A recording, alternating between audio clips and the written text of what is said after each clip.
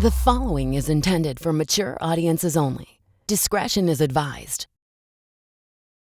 This week, I'm joined by Amanda and Amber Miller. Amanda and Amber are a comedy duo made up of two sisters. Most recently, they're co-hosts of Fangirl Central, a podcast centering Black and queer fandoms, where they discuss how being a fangirl is central to their identity with a range of guests. Last year, they wrote, directed, and co-starred in their short comedy film, The Day I Didn't Meet One Direction. They also debuted an original autobiographical music review about Black fangirls healing from white Disney Channel content called Disney Vortex. Let's dive in.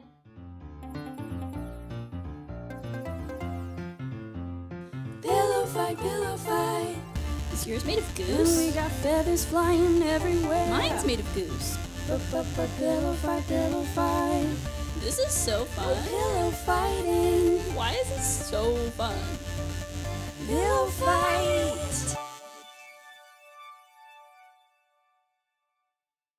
Have you always been like one of you just liked pink more and one of you liked purple more, or was that like a conscious decision? I think Amanda got pink as the oldest and I got purple, and it used to upset me. And then I was like, I really like purple. So it just kind of worked. So my room growing up was like a Minnie Mouse room, and it was like all pink. Like everything was pink everywhere. So I feel like that influenced it a little. But then I was like, oh, pink is the best color. And then I was like, I'm a girly girl, like, because we went to an all girls school. So like you either identified as a girly girl or a tomboy. And I was just like, that binary with it. Yes. It was like, well, which one? It's like, what am I going to be? But then I feel like I grew out of pink, like in air quotes, because people were like, that's like the girl color. It's the most boring. Like, that's not your really your favorite color, is it? And so I like veered off, and then in adulthood came back to it. But Amber started liking purple too. Yeah. So Justin Bieber's favorite color was purple, and I always accused her of being like, you copied it was a coincidence.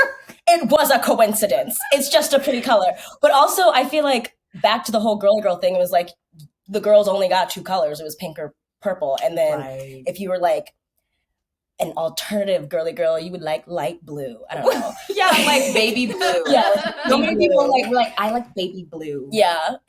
Eggshell blue. Yeah. So then I was like, that was kind of me.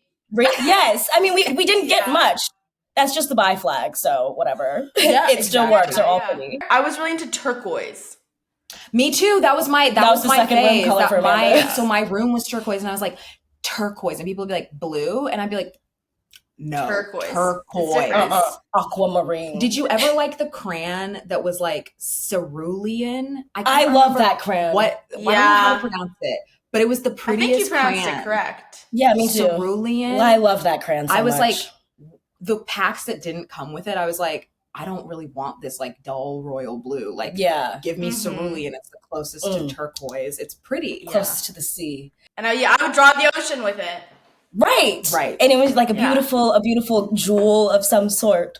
But then like also in the pandemic, I was like, I'm gonna update my closet, and I'm gonna only buy my basics. My like neutral colors were gonna be purple. Like, so instead of like nudes and blacks and whites, I just changed like all my tank tops, my skirts and stuff to purple.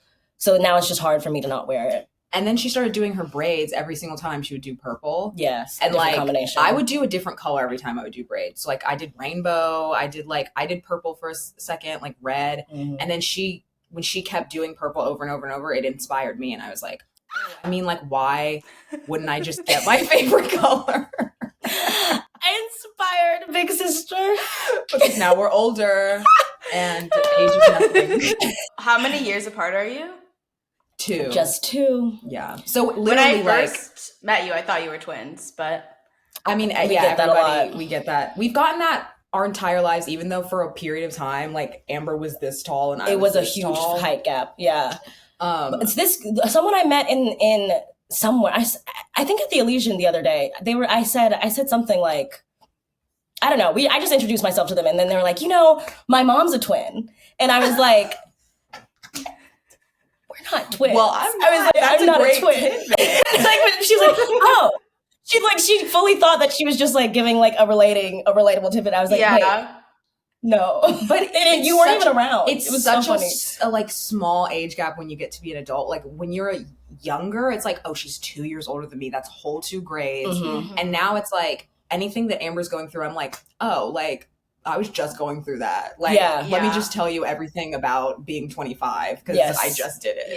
Yeah. It's wild because my brother's almost 6 years younger than me, and I think that we've reached a point where like people are now asking us if we're twins because I think I'm like small and he's really tall and he's got like a lot of facial hair and stuff, and he just like looks old.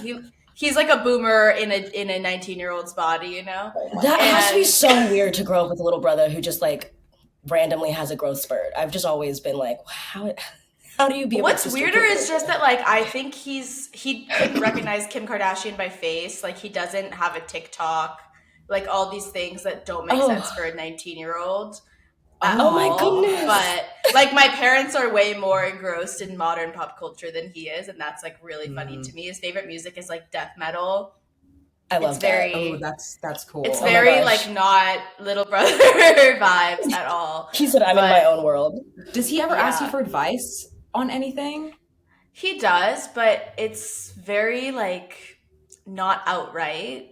And like he also, I think because I'm so much older than him, like growing up, I felt like an extension of my parents. And now for the first time, he's like, wait, you're actually so much more like me and my age than like our parents. Yeah. But I think that definitely like for a long time, he was not coming to me with stuff because he was like, you're an op, like thrown by them to like interrogate me. But I think now for the first time, like stuff's coming up. It's very fascinating, like sibling dynamics as you grow up. Definitely. Yeah, they definitely change. And I mean, I've heard of like everybody, because I'm so fascinated with people's siblings. Like as soon as I went to college and realized that I didn't know everybody's family, and like then parent day or like family day happens and you're like, oh shit, like these are the people that raised you and these are your siblings. Like so many people have so many different dynamics. People are like, a lot of times what we'll get if like we introduce ourselves at the same time, because that's not how it always used to be. It used to be like I would just meet people and be like, yeah, my younger sister Amber, and they wouldn't know her. But now when we introduce ourselves together, people are like, oh, I wish I was like friends with my sibling. And I'm like, I can't compute not being friends. Yeah. We just have each other. It's literally just always just been us. Yes. I'm just now like, I also am just now coming to the realization that like I see a lot of TikToks and reels, like my sister is my best friend type of stuff. But I'm like, it is kind of a dynamic that not a lot of people or not like, like not everybody has like a best friend who's a sister as well, like genuinely, like, and so I'm starting to just not take that as much for granted. Yeah, because we used to like scream at each other. Yeah, and be like bitches to each other. Yeah, and now we're like, well, let's just be pleasant and work it out since we like each other. I think when you're a kid, that's just how it goes, you know? Yeah. Like that is how I don't know anyone that like didn't fight with their sibling that isn't like a little bit like something was like you just repressing everything, you know? Right. I don't know anyone who has not bickered with their sibling. Like it's just right, because if you're in the same space, if you didn't fight with them, it was like you just weren't close, and like it was like very neutral, probably. Yeah. Speaking of the Kardashians, they're like, I just started watching like the 3rd season on Hulu. And do you watch this? Yes, I actually have one. This is in the Fuck, Marry, Kill, so we can we'll get to it in a second. But I'm excited to talk about it because I'm just like, this is so funny. Yes. To me. What's going on right now that they're putting this on TV? Like it's just right. I'm like, this is sibling fighting. It's such sibling fighting, and I'm like, and Kim said something like, she did something. She goes, second the best, first the worst, and she goes, because I'm the second child, and I was like, that was so 10 years old. And she's like 40 and it just never stops. Like siblings will be siblings forever. I feel like you have to grow out of that type of.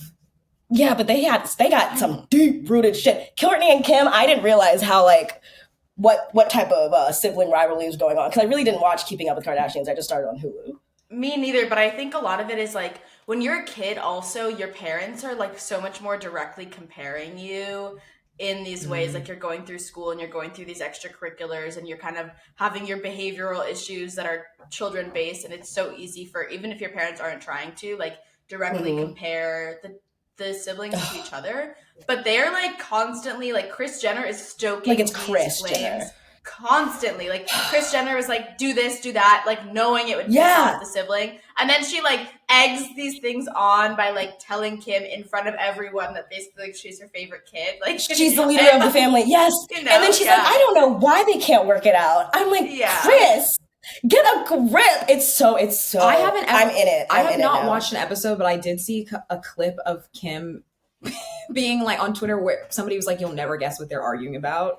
And she was like being pissed off genuinely that Kourtney copied her wedding in Italy with the same singer. I was like pissed. She looked genuinely like pissed at, and I can identify the type of pissed she was because it doesn't make any sense. Like, how, like when I get pissed off at Amber and I'm like, because it still happens and we just work it out differently. Like that anger where you're like, this makes no sense. Yeah. But I'm still, the anger is still it's here. There and it's real. And if I explained it to anybody, I would sound like a lunatic. And so I'm not going to explain it to anybody. Right. Obviously. I would never say it to anyone else. And Kim she said, who was the wedding singer?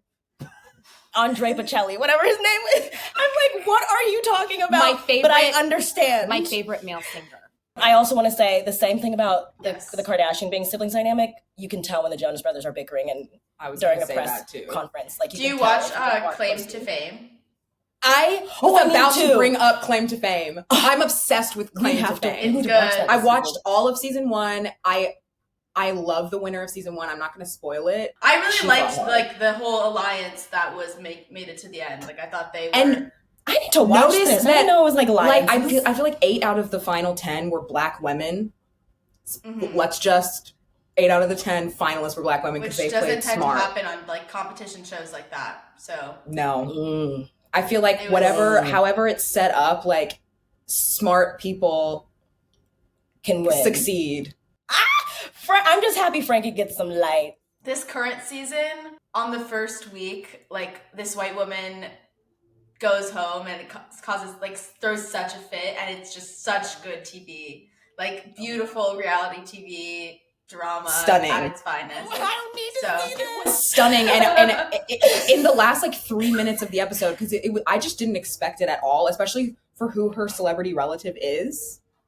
God, I need to see it. Okay, you have to watch it. I'm obsessed with it. Like I'm addicted to it because it's just so funny, and I get so like riled up trying to guess who looks like who, and like this is not a spoiler, but Simone Biles' sister was on the first season. She looks exactly and they like look her. like twins. Yeah. They're not twins, but it's like, why are you here? Right. Everyone knows who you are. Why are you here? Your face is Simone's. Yeah.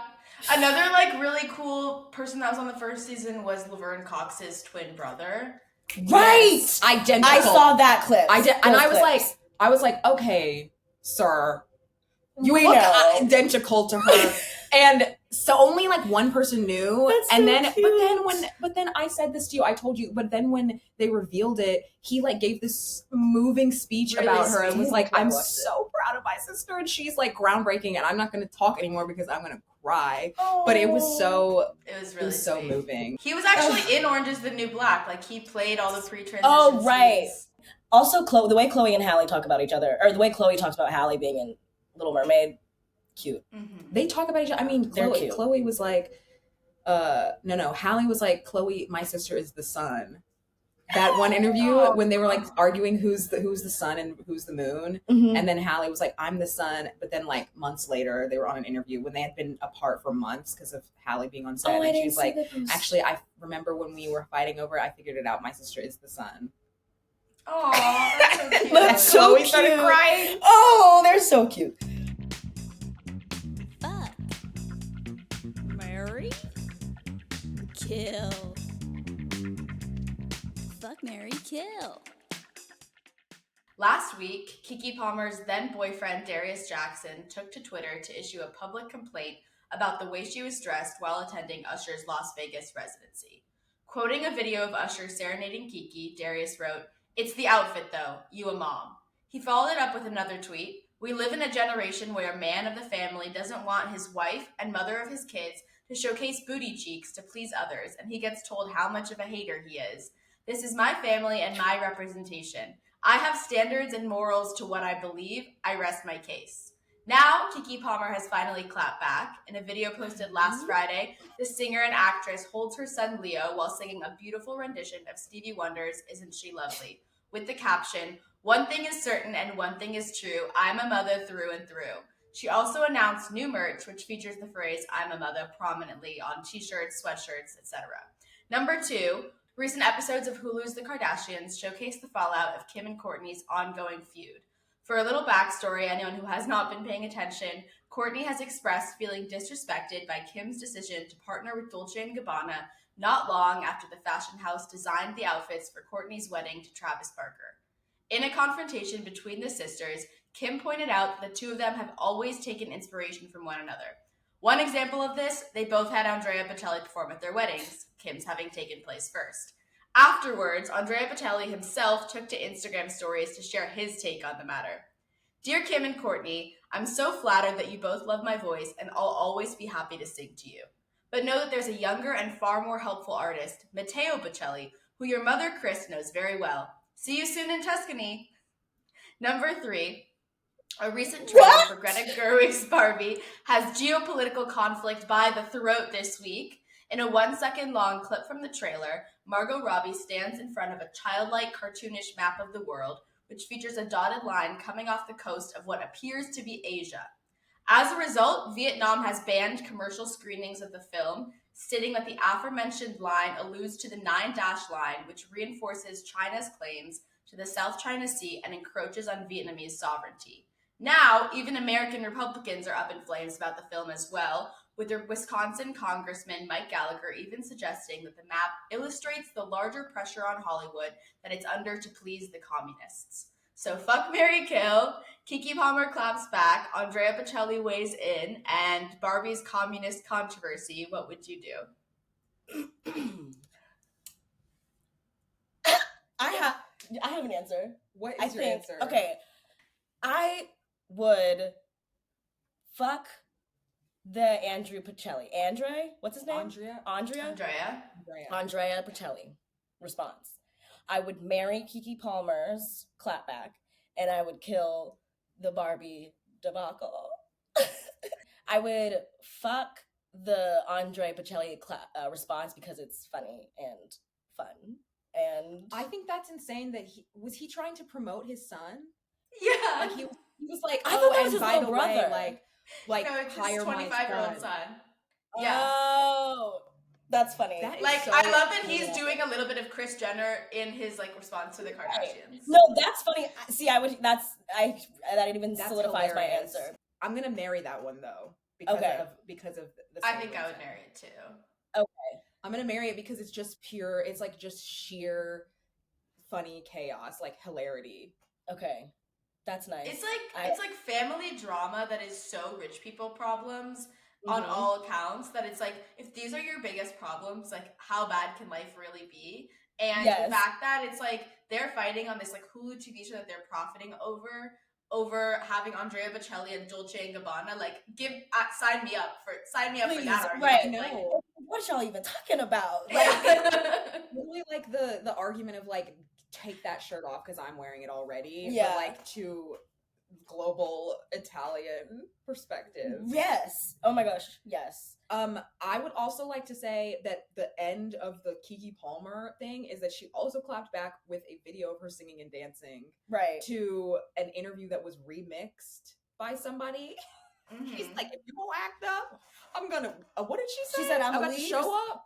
I'm about to show up. If you gonna act up, I'm about to show up." She just leave that. Yes, and so, she's like doing like a choreography that she came up with, and she's wearing like a wig, which to me, Keke Palmer has said herself that she is a millennial, but she's like an auntie. Like she's an auntie in a millennial's body.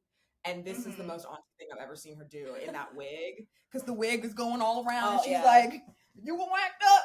I'm about to show up. Like, and that's her clap. But yeah, I think they're not together anymore because they are not together. Each other. They're not together anymore. But also, she also posted her photos from that night and said, I wish I had taken more photos. And I was like every single response she did was perfect. Yeah. And that's why I will marry that one. So maybe so I'm gonna fuck I'm that gonna fuck one. it. There's a child involved, which makes me not want to marry it. Like a small child who's involved in like has to be now having these as their parents for the rest of his life. Okay. And that makes me lean away from marrying it. Like Keke Palmer's response to it is so perfect, and I think she is on track for world domination. Like the past few years, particularly. Yeah, she has been dominating. I love her like ascendance as like Disney Channel Nickelodeon girl to like being on Disney Channel, having her own Nickelodeon show that is just truly iconic. Like I literally, the amount of times I go True Jackson BP in front of a live studio audience is every day. I say it at least once a day. I just said it last night because I was watching her episode on Cribs. At least once a day when I'm like doing something crazy and I'm like, oh, there's a live studio audience in here or whatever. And then she's like, I feel like she wasn't even getting her flowers on either of those channels, and then now she is truly a movie star. She has been this talented the whole time, and I love that she's a Nope, being like literally on the world stage. I just love her. I'm obsessed with her. Yeah, she's really making space for herself and everybody watching. I think she's egoting. I believe. Yeah, I believe. I think so. I also loved her love interest. Shout out Robbie Amell. Yeah, he was also in did you guys watch Life with Derek? Yes. Yes. All the Canadians, every Canadian that was on any American show was on Life with Derek or Degrassi. Yes. I never really got into Degrassi because it was one of those things where it was like overwhelming to get into it like after it was starting to Too me. many seasons. But Life with Derek, the whole show was on YouTube in like 3 parts when I was like growing up. And when I first got an iPod Touch, that was like really what I was doing. Was like every night I would watch like a 3-part Life with Derek YouTube video. Oh my God. I used to watch those 3 parts, but I was watching them as reruns because I was like, oh, these are on here now because they came out in like 2005 and we didn't have recordings.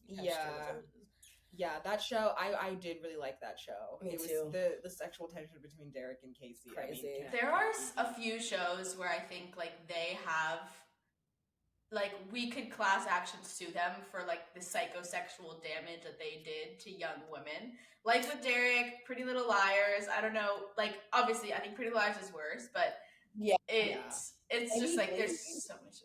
Yeah, absolutely. Glee had me questioning my sexuality and gender every single day. Every single day. Woo, Teen Wolf.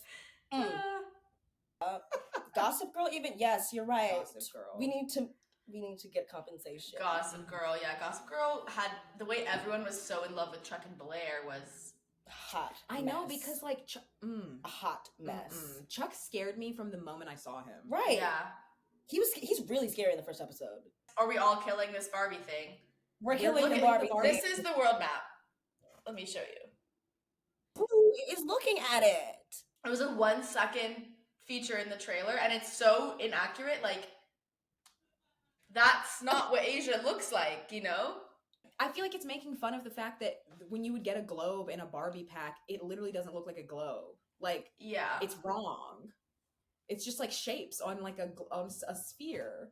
I don't get it.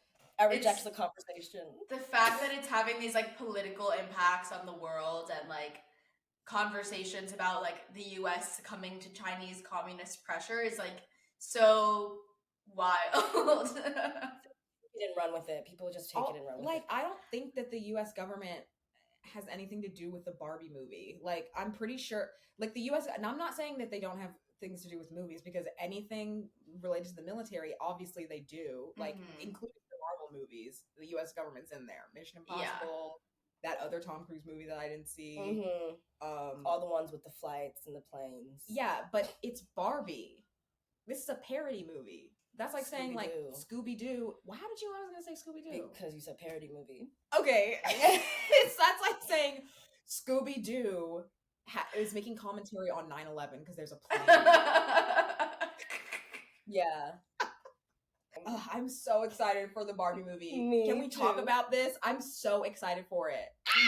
We need a meetup. I want to meet up. I want a bunch, like I just want to go and see everybody decked out in their Barbie wear. Barbie Con. Barbie Con's probably coming next year. Barbie Con has to come. in the next year because we're going to be at Comic-Con when it comes out, at San Diego Comic-Con. It's literally releasing on the Friday of Comic-Con, and I'm like, what's Comic-Con doing about this? Like, what's Comic-Con's response to this? To Are Barbie. you going to have like a screening for like? Is there an activation? An activation? What? Like, are you going to make a theater pink? Because I had a gripe with this. Because Comic-Con always like caters to like the fanboys, and I'm like, listen, you would be nowhere without the girls and the gays. Yeah. Because you were in very big financial ruin until Twilight came and took over Hall H, and who was there? The girls and the gays. The girls and the gays. That's right. And the boys like to be like, Twilight ruined Comic-Con, but no, it saved it. No, it saved it. It saved your ass. And you can quote me on that. This is another thing that they owe us money for the psychosexual trauma that yes. they inflicted on us. Twilight, like, reading those sex scenes in Breaking Dawn was, like, the first, like, that's a lie. Because the first explicit sex scenes I read were Troy and Gabriella fan fiction. So, but written by, like, a legit author. It was the first sex scenes that I read, written by an adult, I guess. Yeah. And I was like, I myself was a good Christian girl of the Church of Christ, and I was like, I would never have sex before marriage, but I want them to. Like, Edward just have sex with her. No, and then that's interesting to think about. And then that's an amazing like mindset that for you to have. Yeah. And isn't 50 Shades of Grey fanfic it's about Twilight originally? Yep. Oh, I just recently learned that. It is, and you know what's even more disturbing? Did you ever see The Mortal Instruments? No. It was that, I think Lily Collins is in it. The girl that's in Emily in Paris. Mm-hmm. She's in it, and then I can't remember who the guy was, but it's based on a book series that's based on Harry Potter fan fiction. And it's based on Ron and Ginny fan fiction. Incest. Because in The Mortal Instruments, the main two characters who are in love find out that they might be siblings, and so it's all this devastating unhinged plot point, and then they find out that they're not actually siblings, but for a few while they believed that they fell in love, then found out they might be siblings, then found out they're not siblings, and then they're like, okay, so we can remain being in love. Oh my god. But it was based on Ron and Ginny fan fiction. That's horrible. I think that's worse than 50 Shades of Grey. Kind of the opposite of Star Wars. Like, we thought we were siblings, but we're not. They were like, we are in love, but we're siblings. I forgot that element. That's so weird when Luke is like, I just get a grip. Get a grip. That's your sister. That's your twin. That's your twin, and it looks like you, so get a grip. Yeah. Maybe it's a metaphor for self-love. Okay. Sure. Well, there are so many people who want their partner to look just like them. That is the science. That is a study. This is like across sexualities, gay, straight, whatever. It's people who in college, I think maybe I've talked about it in this podcast before, but in college, I knew a girl who, if you went to her Facebook profile picture, because this was at a time we were still actively using Facebook. Right. You go to her profile picture, every picture you scroll through, like to the bitter end, and there's like 30 of them. They're all with her brother, her older brother, and they're all like kind of play fighting, and the caption is something like really endearing, and she's tagging him. And if this was one of her profile pictures of 30 pictures, like, okay. But when it's every single one, yeah. No. Wait, in different places and different play fighting times? As a profile picture. Yeah, like from like 2014 to 2020 maybe. Oh. No. And they're always like, he's like doing this to her head, and she's like putting like bunny ears behind him, and like. Okay. Her profile pictures? On Facebook, every single one, and they like have a brother tagged. Okay. All right. At least Life with Derek was step siblings. Right. Yes. Yeah. At least that. Yeah. And I don't have a brother, so I can't speak to it, but... I mean, I do, and he is so much younger than me, but... And you're the older one, so... I think maybe like an older brother, younger sister dynamic is like we really, I think, overhype that dynamic in our society. People are always talking about how like we need a son first and then a daughter so our son can protect our daughter. But like if you're gonna have a son, you better be having a daughter first so she can like whoop that boy's ass. Teach him, you know? yes. There are no good men do not have like a strong female presence in their life, and like maybe it's not a sister, but like most of the time you meet a man that's like a good guy, you're like, that's a guy with a sister, you know? Right. And like probably older. And probably multiple. Yeah, probably multiple. Yeah. Like probably outnumbered by the sisters. Would you rather, would you rather, would you rather? Let's play a game of Would You Rather. Disney alum Sky Jackson recently came under fire for asking fans to pay $5 to enter a raffle giveaway for a MacBook.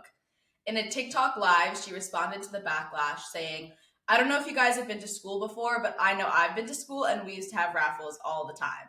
She also stressed that the $5 would be going towards the cost of the MacBook, adding, "I do not need money. Me, personally, I do not need money."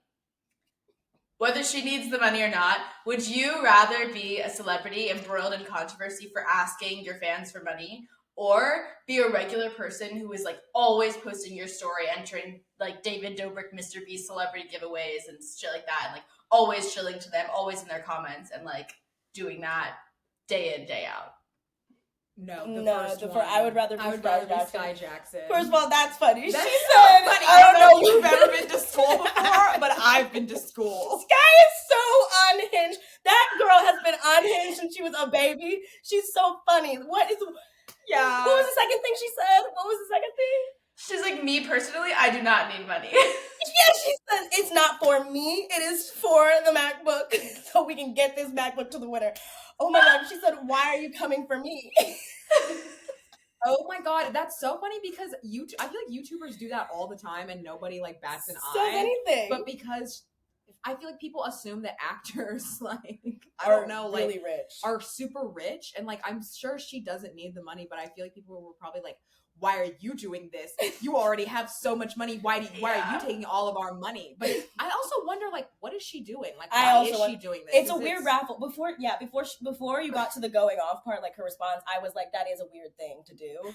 What's the reason? Like why themed? is she doing that? Is it sponsored? Like, is it? Yeah, I'm just wondering what like prompted her to be like, "I'm gonna do this." If she wasn't just like donating a MacBook and she was gonna be like, "You're entering to win," and like paying money to win. Like, I can't afford to like fund this MacBook, but I'm going to host a giveaway. Right. It's so funny. Like, what? Why did you do that? It is. It's like, okay, yes, I've been to school, but like, are you a school? Yeah, like, what are you doing though? Doing like this? we know what a raffle is, honey. That's not what people are confused about. Oh my God. She's so funny. She did something else crazy the other day. Well, when people like, I think people uncovered her like audition to be on Euphoria, and they were like, "This is such Disney Channel acting." They were like raking her through the coals, and she was like, "First of all, they gave me these sides and they gave me very little direction, and second of all, this was 6 years ago. Like, you need to chill out." And I was like, oh my God, she's always like, she just responding, and I'm like, maybe it would be better to not respond. Yeah, but she's been on Twitter like responding since she was like 14, I feel like, about that whole like Debbie Ryan situation or whatever. Which I'm still confused about. She's like the level of famous where somebody should be running your social media. Like, it doesn't have to be you. Mm-hmm. Yeah, or maybe just like log off for a second. She was also young enough for her mama to be like, "Stop talking." Yeah, I feel like I would do the same. It's so embarrassing to know those people, like to see those people who are constantly like being like, "Yeah, David Dobrik's gonna get me a car." Remember that red bathing suit? Yes. I was like, what? Yeah, I couldn't be one of those people because it's always a scam. It's such a scam. I'm like, I don't need people knowing that I fell for this. I think like both of these things are like semi-embarrassing or whatever, but it's like one of you is a celebrity who has this platform and like will be fine, and the other one is like, oh, you're delusional. It's like the people who think that they're gonna be billionaires. Yes. Mm-hmm. Yeah, that like defend the 1%. Elon Musk to their death. Yeah. Even though you're closer to poverty than you are to ever being Elon Musk. Mm-hmm. When you were kids, did you ever want... Yeah. That is what I like. I wanted to be Disney Channel singer, dancer, actress, triple threat. Yeah, I wanted to get discovered at a showcase and just life change. Move to Burbank. Get me up on those Burbank stages in front of a live studio audience. My real dream, like as a kid, was to be a Kids Bop, like singer. To be on the Kids Bop. Oh my god! Wow, I mean that's like not far off from being a Disney Channel kid, but I feel like it's like you don't really hear that very much. Yes, there's some Disney Channel kids who started off on Kids Bop. I think that I didn't necessarily want to be on Disney Channel because of I knew like that was too much fame for a young girl like me, but I loved Kids Bop to the point where like in a weird way, like I preferred the Kids Bop versions of everything. I was just telling myself that because my parents weren't letting me listen to the real version of things. I love Kids Bop. So I was like, in my dream, just like be singing these censored songs with a bunch of my friends. Oh my gosh. I mean, being on set, that would be fun. I mean, I'm sure they had a great time. Like, those kids probably felt like pop stars. I'm sure they had a great time too. And they they still do. Like the Kids Bop kids, you'll see them like at all the parties and like all the events, like just being carted around. And they are having fun, but they just don't have like the fame to like ruin their lives, essentially. Right. Like, I mean, I felt the same way about certain Glee covers. I was like, I prefer the Glee cover to the real stuff. Well, I don't think we can compare Glee covers to Kids Bop. Let's not do that. Let's not do that. Okay, but yeah. Okay, the Glee cover of Starships by Nicki Minaj is very Kids Bop. Is so Kids Bop. Higher than any other. Yeah, like it's higher than a mother. And she doesn't even say the full like word motherfucker, but they can't leave it out. They say higher than any other. But even just the way they're chanting, it is very Kids Bop. Rachel Berry singing anything like R&B pop, like dance pop, like any baddie music sang by Rachel Berry is comparable to Kids Bop, I would say. Yes, any hip hop song Schuster sings trying to be Justin Timberlake. Yes.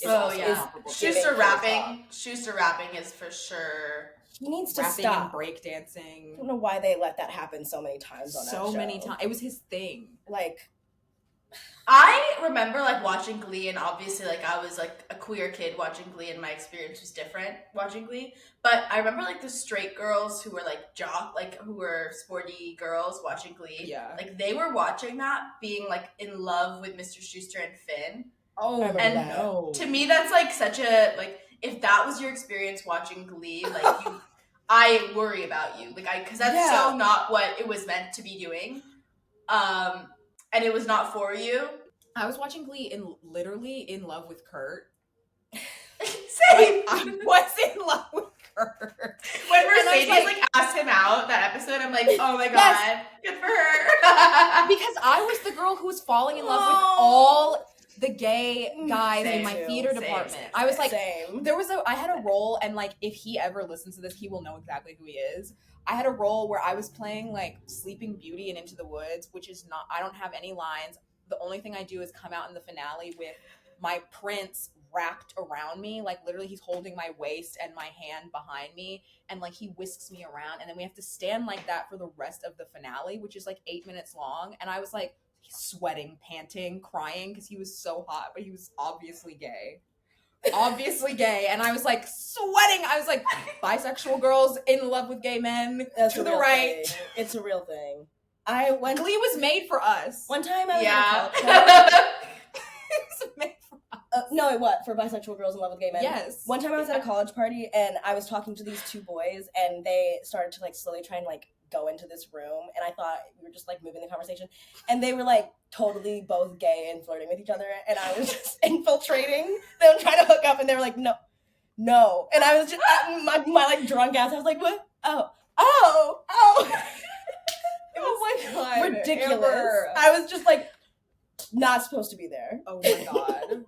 I mean, like there was that episode where Rachel was in love with Blaine, which I also related to. I was like, I started watching Glee in season 2 because Darren Criss was That was on. a biphobic episode. It was a biphobic episode because he was like, well, you don't know, Kurt, maybe I'm bi. And he was like, no, you're straight up not bi. I'm pretty sure they were like, bisexuality doesn't exist or something. Yeah, for men. They like doesn't exist for men. Also, like the Cheerios, like I was obsessed with all 3 of them. Like in an unhealthy way. You know what my toxic ship that I wrote fanfic for on Glee was? Rachel and Quinn. No, that is not toxic at all. I should have Quinn so much. The I Feel Pretty, Unpretty mashup. Yes, that was my top listened to songs, not even of Glee, just on my iTunes. Yeah, I love so that. homoerotic. Yeah. Glee literally changed my life, and it is so unhinged and fucked up, but it was really a cultural stepping stone. I think it changed all of our lives. Yeah. I think Glee is very important media. Like it's a historic piece of media. And it's like high camp. Yeah, it's very high camp. It's a very much so a time capsule of what it was at the time. Like, at the time, it was groundbreaking, and the first time people had seen something like this, it's so crazy to go back and watch, and it will just get crazier as the years go on. I feel like certain cultural stepping stones are better than others. Like, they age better than others. Mm-hmm. Like, I would say that, like, Broad City was also a cultural stepping stone. Mm-hmm. And it, like, some of the stuff doesn't age very well, but, like, as a whole, I feel like that show ages better than Glee. Like, I had never seen girls be that funny and, like, that raunchy and stupid and high. And that also changed my life in a similar way. I will say that Degrassi gave me the same type of like gay acceptance awakening from Christianity, because it had the first trans character on a like daytime network show. Like a network show, and like if you go back and look, it's still very like it's problematic the way that it's portrayed. Like they have some problems, but it was the first thing. It was the first time it was like on a thing, so it was very like groundbreaking for the moment. Yeah, and I didn't even watch Degrassi like that, but I watched a good amount of it because of Amber. And all of that storyline, like Adam is the trans character storyline, like I thought it, like my eyes were opening every single time I would watch it. Media has a lot of power. I was like all like in high school, that's the only thing I would talk about. People would be like, why do you want to be a filmmaker? And I'd be like, media representation matters. Yeah, same. Media is powerful. And I just was like a broken record, but I really do like. It's so true. It's like you think that you're mindlessly watching something by turning on the TV or going to the movies, but it's like you are watching a perspective that is like normalized to the public. Mm-hmm. And so if you see something that is just like so obscure, like queer people, women that have personalities. Yeah, women that have personality. If you start to see things that are obscure that you don't see on TV shows, it's going to start to make a change in reality, because people are afraid of what they don't know. Yeah, you see the whole perspective, their whole life. You see how like relatable they are to you, and how it's like not this huge different thing. Because it's also like not helpful to have just like a token trans person, and it's like a character that has one line, and it's like in a Disney movie, or like that lesbian cop in that one Pixar movie, and it's like, actually this cop is lesbian. You didn't know it, did you? Yeah. Because it's like, well, I don't know that character. Like, it's all that's doing is like making.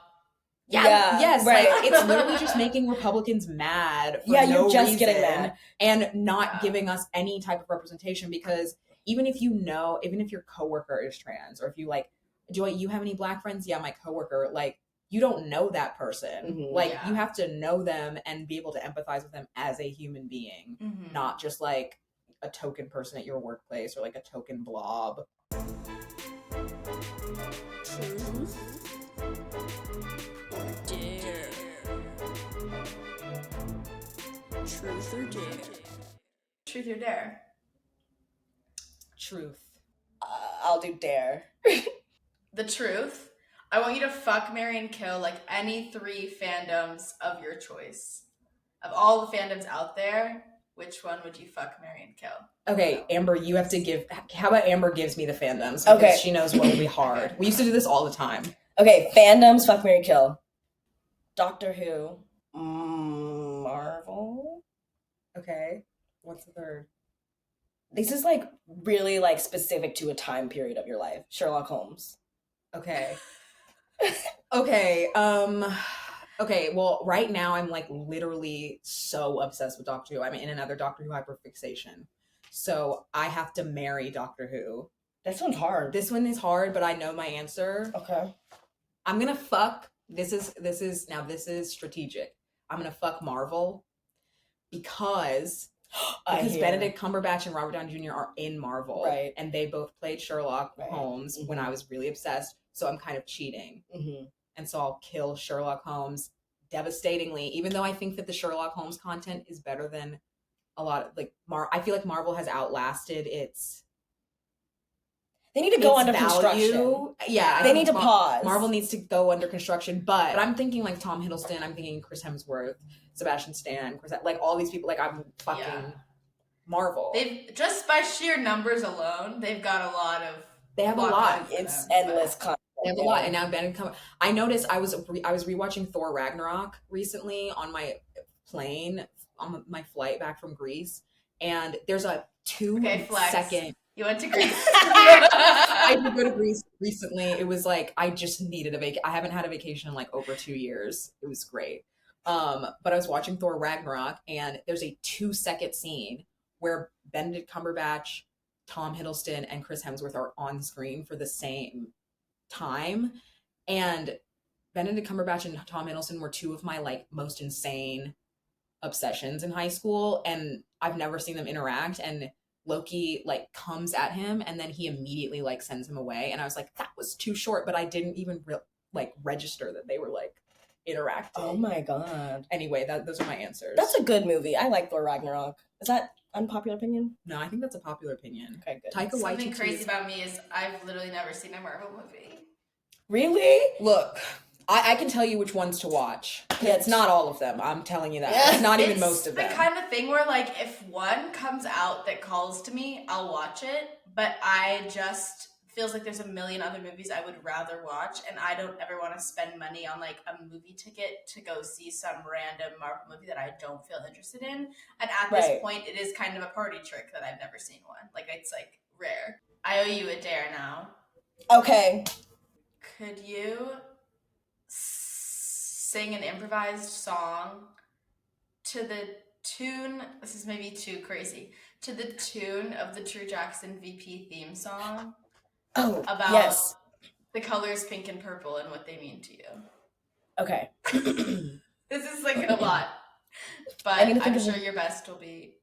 From my head to my toes is all pink and purple, you know it goes with everything. Fresh and cool is just what we wear. PINKPURPLE, pink purple. We're wearing pink purple all the time. You never really know if it's gonna rhyme, but it's working out nice, cause it makes us look so cute. We're always setting trends, and our two best colors when things get out of hand. We know what color we want. That was so good. I was like, that was a really hard dare, but you knocked it out of the park. When the letters lined up so perfectly. Yes, thank you. I was like, oh. That was great. That felt chaotic. That was amazing. That was fun. Okay, your turn. I'll do a dare. Okay. And Amanda, truth or dare? Dare. Oh, I need to think of some dares. Do you want me to go? Yeah. Okay. What truth or dare for you? Truth. Okay, so I'll just do Yamini first. So Yamini, I dare you to come up with something that you're obsessed with, but you're kind of ashamed about it. And then tweet, I want to eat blank. And it's like whatever you're obsessed with, but you're ashamed. But it's not a food. But it's not a food. No, it's like, it's your fandom. Like a fandom or like something you, like an obsession. Thread it. Like I would be like, I want to eat Sherlock Holmes. Okay. I feel like I have a lot of these, and they're all kind of reality shows, like ones that I'm embarrassed about. Okay. Like, I love a very low budget, badly made reality show. I love it. Like, I love like Big Brother, and I'm still watching The Bachelor and Love Island, Me and too. Ultimatum, and all this stuff. I love the Ultimatum. Yeah. I would say maybe the most like random of those is Big Brother. Okay. So should I say that? I want to eat Big Brother? Yeah. Oh my god. I sound like that girl who was posting of Oh no! That's her profile picture caption. Oh no! Oh Lord Jesus! I want to eat Big Brother. That's kinky. So Amber, you said truth. Yeah. Are you a bigger fan of Justin Bieber or the Jonas Brothers? That's hard. I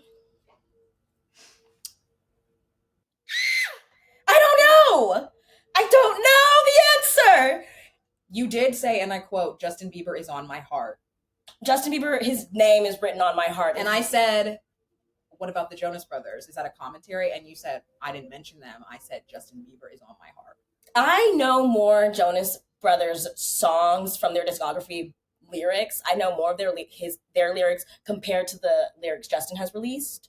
I did used to call myself Amber Jonas when I was 10 for Joe, not Nick or Kevin or Frankie. Yeah, I was a Joe girl too. Right.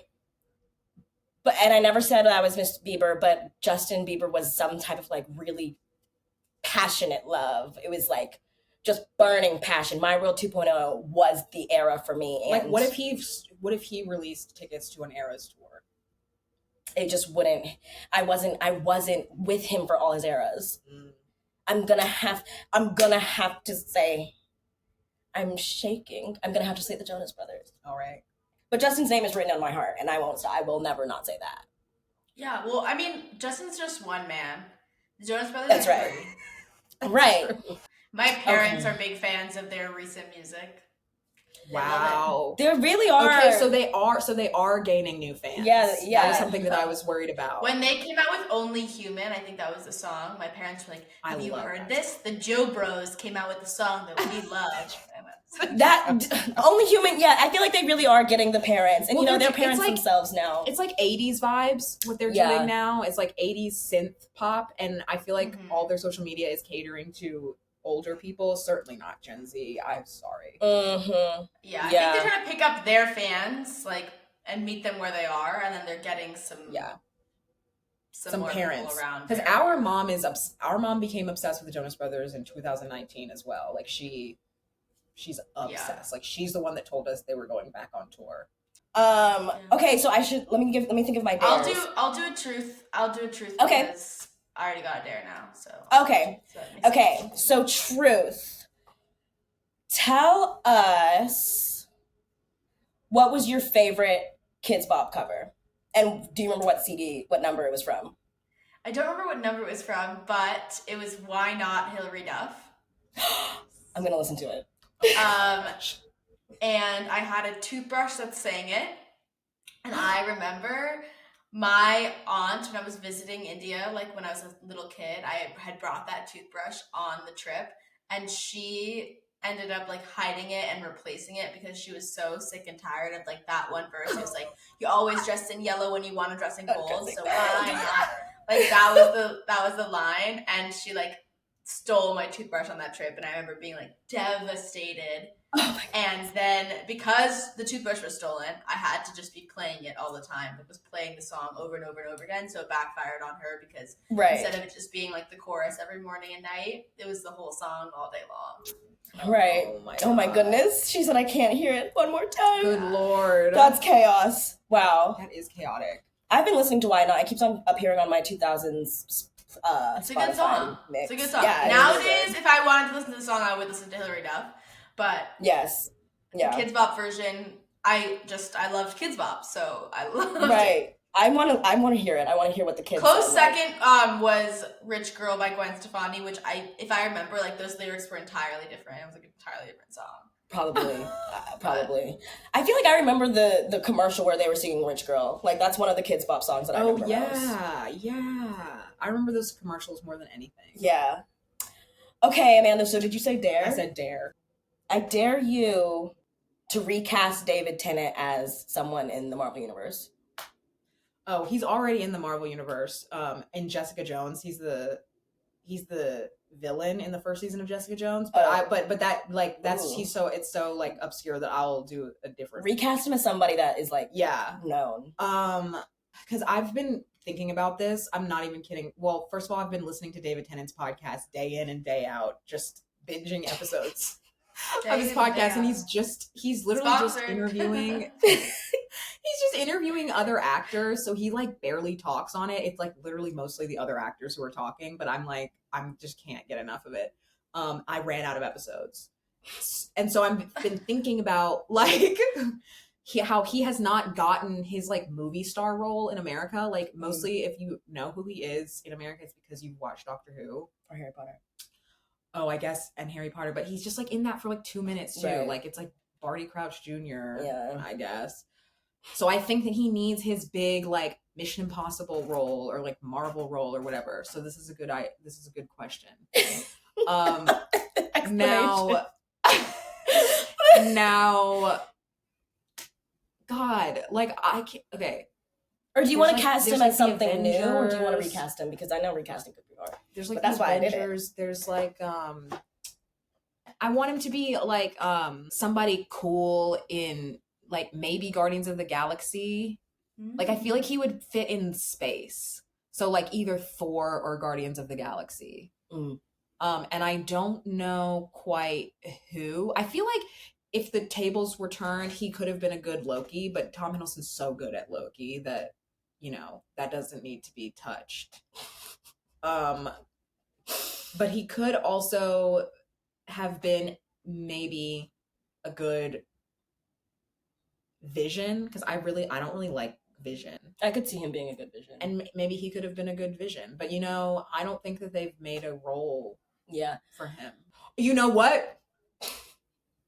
The Ninth Doctor, Christopher Eccleston, played the Dark Elf in Thor 2, The Dark World, which is one of the worst Marvel movies ever. But Christopher Eccleston was pretty good.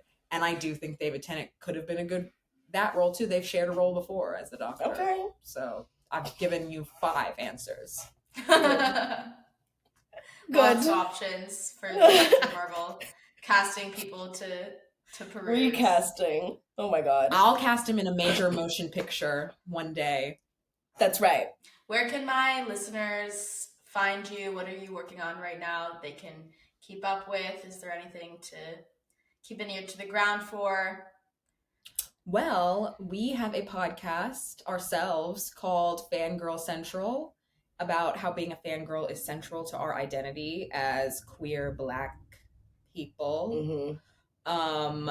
And we have different guests on. We play some games. We just chit chat and vent.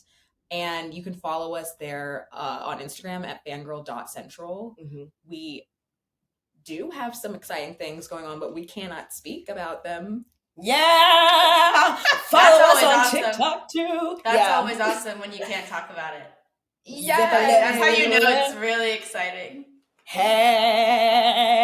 Just keep an eye out. We have like our first season of that show out, and we're on a little bit of a hiatus, but all of those episodes are out. We're pretty active on Instagram and TikTok. Mm-hmm. Follow our personals. Mine is Amanda Lane Miller. Lane is with a Y. And mine is Amber L. Miller. You got there. Okay. I always forget what my handle is. It's Amber L. Miller. We also are going to bring back our live show. We just recently did a musical review called Disney Vortex. It's kind of like a jukebox musical using Disney Channel songs about us being like Black Disney Channel fangirls of like predominantly white content. Mm-hmm. And it's unhinged, and there's drag and singing and dancing. That's right. So fun. Anything else? Love that. I think that's it. That's all that shit. Thank you so much for joining me. I had such a blast. Thank you for having us. This was a blast. This was like a sleepover. Thanks so much for listening to this episode of Pillow Fight. Check out Fangirl Central wherever you listen to podcasts, and don't forget to keep up with Amanda and Amber's projects on social media. As always, follow Pillow Fight everywhere, and don't forget to rate, review, and subscribe to this feed so you never miss an episode of Pillow Fight ever again. Love ya. Bye.